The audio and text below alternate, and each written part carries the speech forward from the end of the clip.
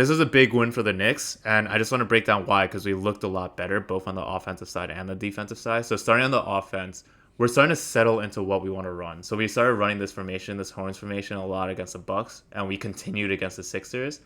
But we like running this because everyone's in motion and everyone's pressing the advantage, and that's what we have, right? We have five offensive players that can continuously press an advantage, and then here we just get a cat open three.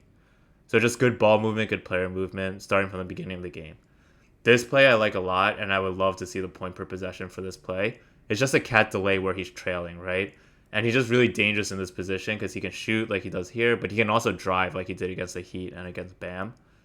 This play again is the first play that we saw, same formation, except the first action is blocked to the McHale, so we just go into the secondary action, right? Everything flows naturally. So it's good to see us starting to settle in on an offense. I really like this play. It's that wide reverse entry we talked about where it just goes into a Chicago action. But because Brunson starts from the bottom of the court, he has a lot of momentum coming downhill off this dribble handoff, right? So he's just getting a lot of momentum. And also, if you look at the bottom of your screen right now, we're also doing a down screen from Josh Hart to Cat. This sometimes is also a flare screen where Cap goes to the 3-point line. But everyone's just in motion. There's a lot of things happening. And then Brunson also just gets a clean look. So he'll get a clean look a lot unless they switch. And if they switch, that's why we have the action at the bottom. I also really like this play. So there's just a wide early where Cat goes screen for McHale. McHale gets a lot of momentum going downhill. And I want to see this a lot more with McHale just getting into rhythm, having the ball a little bit more, just having scoring opportunities a little bit more. And then finally, this is just really encouraging to see. So in early transition, we have a cross match, right? You see Lowry on Cat. And a lot of times earlier, we would just go post up Cat, and then it would take us a lot of time to get him the ball. Instead, here on this play, we enter the ball through Hart, and it's quick. So Cat already has the ball, OG spacing, and then McHale just makes a good cut for an excellent pass by Cat. So the offense is humming. Everything kind of looks good now. It doesn't stagnate as much. Except for this play, which I still hate. It's the horns formation into this double screen.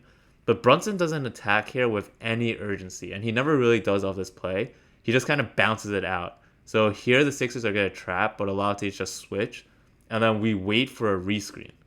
And then because of that, our action basically starts at like 10 seconds left on the shot clock. So it's just really tough when we run that to kind of like get a good offense going with like ball movement, player movement.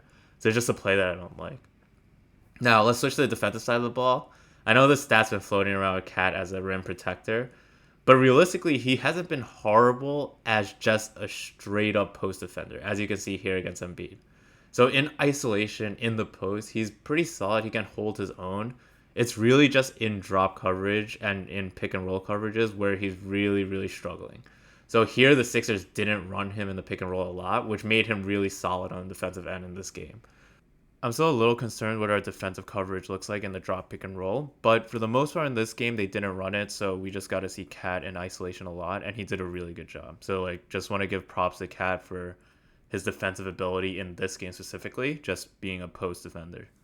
So here, I'm going to show you what it looks like when we're in the pick and roll. So first, I want to call out that OG is a point of attack defender, and he's going under the screen. So you're going to see Drummond screen again, and OG's going to go under again. And he has the length to contest here. As a defense, we typically always go over. And McHale's typically our point of attack defender, but we always chase over top. Here you're going to see McHale coming off this Chicago action that the Sixers are running. So first he's going to go under the McCain down screen, which again, we don't really see. And then on the dribble handoff with Drummond, you're going to see him stay under. And I think this is the right move because you can see he has the length to contest right here. But if he goes over, then Oubre has an advantage coming down and driving. So it was just interesting to see us change philosophies to go under screens, but I think that's probably the right call. The second thing is OG is our primary point of attack defender this game, and typically it's McHale.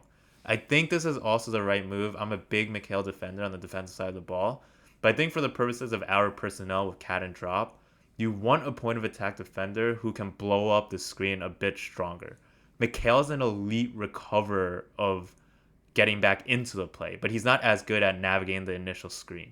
So because we have Cat as our drop coverage, we really want someone to be able to blow up this pick.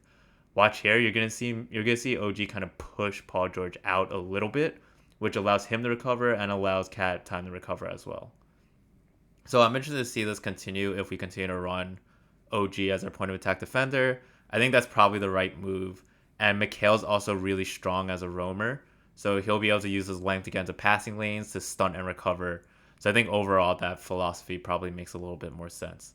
As always, if you enjoy the film breakdown, if you enjoy watching the content, please like and subscribe. It really helps me out. It helps the algorithm out.